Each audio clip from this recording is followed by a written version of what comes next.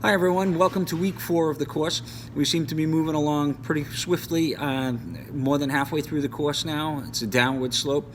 I always say that this is the point that the session seems to fly by the quickest. So for this week, the course is broken up into 2 parts. The first part, we focus on the role of law enforcement and the investigative strategies that they use to apprehend and investigate organized crime. For the purposes of this course announcement and video, I'd like to focus in on the RICO Act, which is the Racketeering, Influenced, and Corrupt Organizations Act. There are 35 crimes that fall particularly under the Act.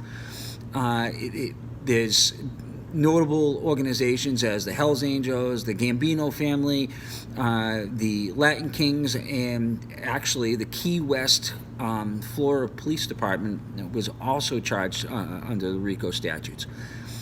So this is one strategy that both the federal and state systems use to investigate and apprehend organized crime groups. Keep in mind that while the RICO Act is pretty much the gold standard in prosecuting organized crime, there are very strict guidelines on how RICO can be applied. So if you look at the grand scheme of all convictions with regards to organized crime and its members, RICO is rarely used. I believe there are a little over 105 cases of successful RICO convictions. So it's not something that's often used.